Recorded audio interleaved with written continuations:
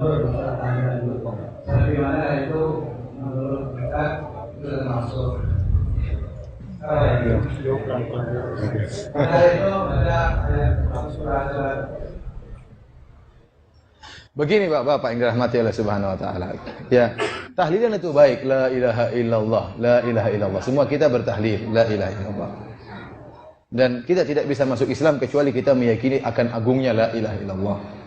Rasulullah SAW mengatakan dalam hadisnya, al-iman bid'un wa sab'una syu'bah a'laha kalimatu la ilaha illallah.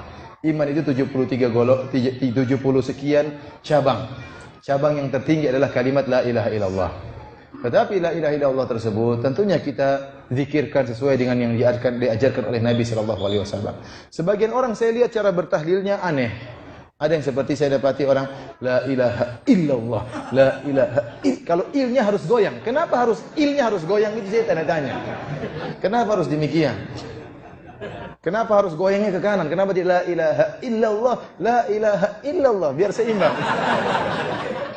Dari mana seperti ini?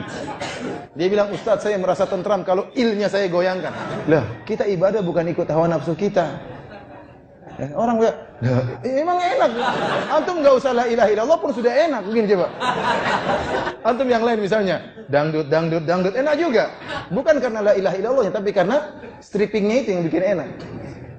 Oleh karenanya kita katakan bahwasanya seorang beribadah bukan ikut hawa nafsu, tapi beribadah sesuai dengan yang diinginkan oleh Allah dan Rasulnya. Betapa banyak orang mengucapkan la ilaha illallah pergi ke dukun, itu tidak. Dia bilang la ilaha illallah, dia tidak mengerti maknanya. Tidak ada Tuhan sembah, tidak ada sembahan yang berhak disembah kecuali Allah. Dia tidak mengerti maknanya, maka dia pergi ke dukun. Mengucapkan la ilaha illallah tapi dia nyembelih kepada dewa, kepada jin. Ini berarti tidak mengerti kalimat la ilaha illallah.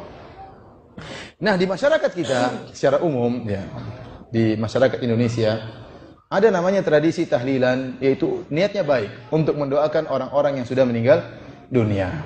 Baik, saya katakan itu perbuatannya memang baik secara zahir. Tetapi kan kalau kita beribadah, kita ikut contoh Nabi SAW. Pertama kita pelajari dululah, bagaimana sih ajaran yang benar atau tuntunan Nabi SAW kalau ada orang yang meninggal dunia. Buka bukunya Al-Imam Syafi'i Imam Syafi'i sudah jelaskan. Buku kitabnya Al-Majmu' Syarah Al-Muhadzab karangan Al-Imam Nawawi. Ulama-ulama Syafi'iyah. Kita kebanyakan kita ngaku sebagai mazhab apa? Syafi'i. Maka bukalah kitab buka kitabnya Imam Nawawi, buka tentang bagaimana adab-adab tatkala orang meninggal dunia. Apa yang kita lakukan? Di antaranya kita takziah. Takziah itu apa? Menghibur dia. Di antaranya sunnah yang dianjurkan oleh Nabi adalah membantu orang yang meninggal dunia dengan membawa makanan bagi mereka. Tatkala Ja'far bin Abi Thalib radhiyallahu taala anhu meninggal dalam perang Mu'tah, maka keluarganya bersedih datang kabar bahwasanya Ja'far meninggal dunia. Maka Rasulullah SAW menyuruh para sahabat untuk membuatkan makanan bagi mereka. Kata Rasulullah SAW, isna'u ta'aman li ali Ja'far, fa innahum qad atahum ma yushkiluhum. Buatkanlah makanan buat keluarga Ja'far, sesungguhnya telah datang kesedihan yang buat mereka sedih, tidak sempat buat apa? Buat makanan. Maka datang para sahabat buat makanan, diberikan kepada orang yang keluarga yang sedang berkabung tadi. Inilah sunnahnya. Sunnahnya kalau ada orang meninggal kita bantu dia dengan beri makanan, dengan berikan uang, dengan berikan bantuan, dengan menghibur mereka, mendoakan mayat yang meninggal di antara mereka, bukan merepotkan mereka. Bukan merepotkan mereka. Saya katakan, banyak di antara kaum muslimin Indonesia yang hartanya pas-pasan.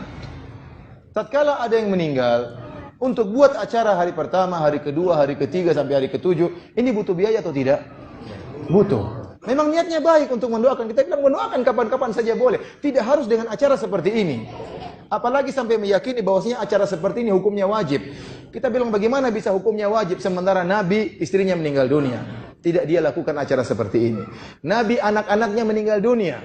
Ruqayyah, Ummu Kulsum, ya, meninggal dunia. Zainab meninggal dunia. 3 putrinya meninggal dunia.